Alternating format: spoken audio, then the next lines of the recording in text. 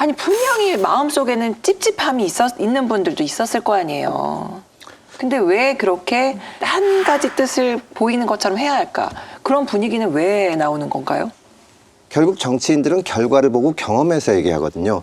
지난번 총선 전에도 지금 같은 얘기가 많았습니다. 민주당이 너무 독주한다. 특히 조국 사태를 거치면서. 그리고 민주당이 지난번 총선에서 대표 선수를 내세운 게 지금 이 법안을 강행 처리에 앞장서는 김용민 의원이나 뭐 김남국 의원 이런 분들이었거든요. 근데 200석에 가까운 승리를 거둔 거예요. 그러니까 지금 여기서 아무리 뭐 중도층이 싫어한다고 해도 그때 경험에서 못 벗어나는 겁니다. 사실 지난번 총선을 생각해보면 민주당이 첫 번째로 공천한 사람이 이낙연 전 대표인데 거기는 이제 총리하다 오셨으니까 그러고 두 번째로 민주당에서 2호로 공천한 게 김용민 의원이거든요. 그런 식으로 해서 이겼기 때문에 더 이길 수 있을 거라고 생각을 하는데 사실 민주당 지도부가 이제는 그렇게 해서는 안 된다는 걸 깨닫고 좀 바꿔줘야 됩니다. 저는 가끔씩 좀 이제 선을 넘는 발언들, 뭐 이상민 의원님에 대해서도 민주당 당직자들이 뭐 어느 당 사람이냐 이렇게 공격하고 할 때 지도부에서 그걸 야단을 쳐줘야 됩니다. 그건 아니다. 이상민 의원이 누구보다도 민주당을 사랑하는 사람이고 저게 민주당에 나쁘자고 하는 게 아니라 본인 생각으로는 이렇게 해야만 민주당이 도움이 돼서 하는 얘기인데 그거를 가지고 뭐 어느 당인지 모르겠다 이런 말을 나오는 거를 지도부가 방치하고 앉아 있거든요. 저는 그게 민주당을 망치는 거라고 생각합니다. 그걸 제가 자아 비판을 하면 정당의 여러 정도 차이는 있지만 특히 더불어민주당이 비판받는 건 일색이라는 거 지금 말씀하신 대로 한색 네. 분명히 한색이 아니거든요. 그리고 민주정당이기 때문에 다원성과 다양성이 표출되고 그래야 되는데 오히려 그냥 일색으로 돼버리고 그러다 보니까 성역화를 합니다. 문재인, 노무현 또는 뭐 이재명 뭐 이런 식으로 그리고 그거 한번 정한 성역화에 대해서는 맹종하고 그에 대해서 이견을 제시하는 사람은 배신자 또는 내부 총질 뭐 이렇게 하거든요. 계속 그런데 그것이 저희들이 탈바꿈해야 될 한계고 결함이라고 생각됩니다. 국회 법사위에 투입된 민주당 출신 양향자 무소속 의원이 검수완박 법안에 반대한 문건이 공개되면서 논란이 일고 있습니다. 무소속 양향자 의원이 작성한 입장문입니다. 법안 통과로 선량한 국민들이 고통받지 않을지 자신이 없다며 검수완박 속도 조절을 주문하는 내용입니다. 양 의원을 법사위원회에 배치해 야당의 안건 조정 소위 신청을 무력화한다는 민주당의 계획에 차질이 생긴 겁니다. 본인의 선택이기 때문에 저로서는 뭐 어쩔 수 없는 것이고요. 그러나 우리는 또 거기에 따른 대책도 다 준비가 되어 있다. 양향자 의원이 사실 이런 문건을 만든 것은 사실 좀 많이 놀랐잖아요.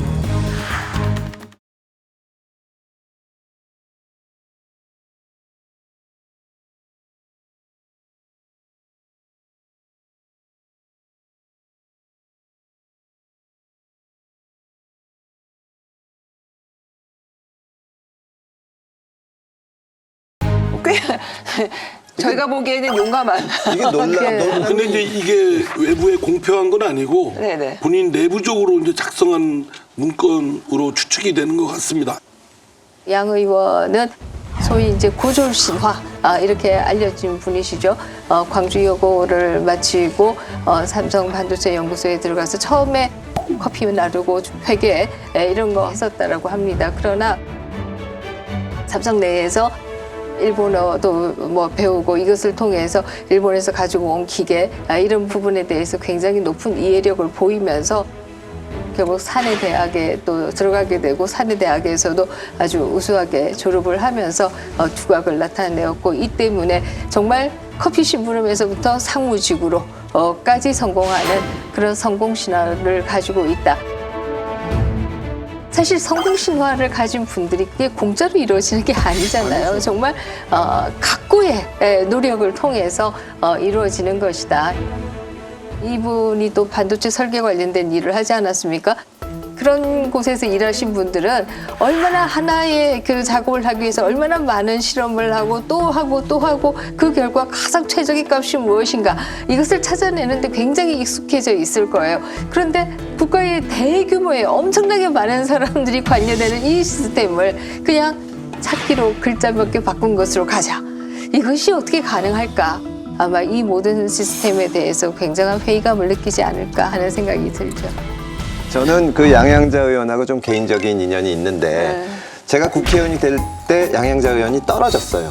그래서 이제 국회의원이 되고 막 좋아가지고 여기저기 인터뷰를 하는데 이렇게 쭉 질문이 나오다가 마지막에 이번에 떨어진 사람 중에 누가 같이 됐으면 참 좋았겠냐, 아쉬웠냐. 그래서 제가 별로 잘 알지도 못한데 양양자 후보 같은 분이 됐으면은 같이 일도 하고 여러 가지 문제를 얘기하고 했으면 좋았을 거다. 근데 그걸 굉장히 고마워하더라고요. 양 의원이 4년 동안 열심히 노력을 해가지고 그 다음에 지금 당선이 돼서 국회의원이 됐는데 여러 가지 논란으로 민주당을 탈당하고 지금 무소속으로 있는 입장이죠.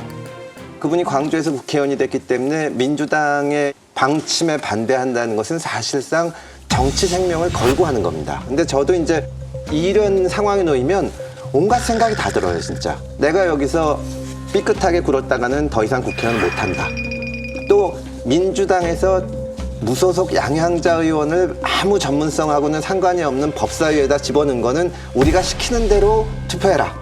그러면 잘 봐서 나중에 어떻게 살려줄 수도 있다. 약간 본인 입장에서는 대단히 이 자존심을 상하게 하고 이런 게 느껴질 수가 있거든요. 저도 그때 검찰개혁에 대해서 여러 가지 다른 얘기를 하면 우리한테 유리한 쪽으로 네가 하면 너한테 좋은 거를 좀 해주고 아니면 각오해라 뭐 이런 게 느껴지면 내가 그래도 여기 대한민국에 태어나서 이것저것 하고 국회의원까지 했는데 여기서 이렇게 해야 되냐는 생각을 양 의원도 했을 겁니다. 지금 뭐 이 제도가 너무 허접하다 이거를 떠나서 내가 왜 정치를 하는가. 사실은 국회의원이 돼서 정치를 할 때 법사위 올 생각은 안 했을 거거든요. 우리나라 산업정책 이런 거 하는데 결국 자기 모습을 돌이켜보면 정치 생명을 연장하기 위해서 전혀 모르는 데 가서 그냥 시키는 대로 도장 찍는 게 이게 말이 되나.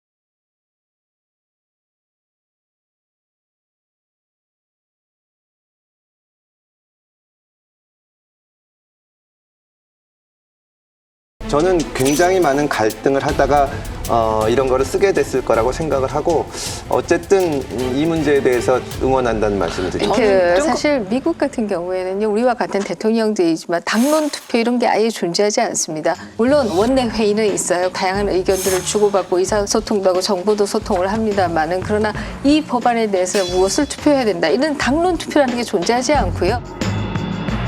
선진국 중에서는 가장 그 정당의 규율이 강한 곳이 영국인데요.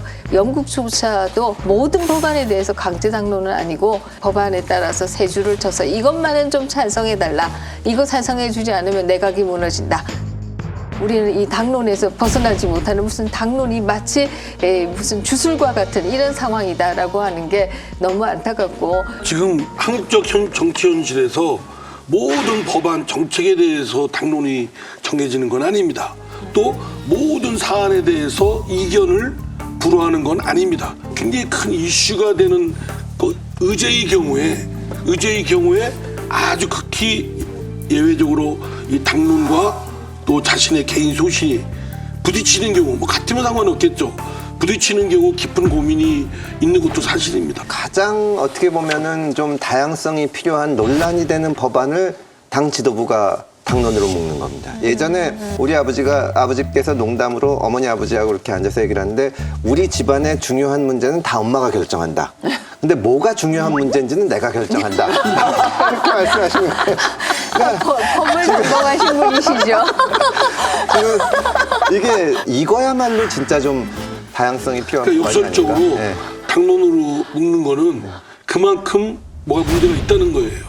이탈 가능성이 높은 네, 거죠. 높은 거죠. 예. 높으니까 그 당론으로 구속을 시키는 거죠. 어쨌든 뭐 지금 검수완박 이 부분에 대해서는 뭐 여러 분들이 지적한 대로 공감대를 구축하면서 완결성을 채우는 그런 노력을 좀 했으면 하는 게 그런 노력을 좀 하겠습니다.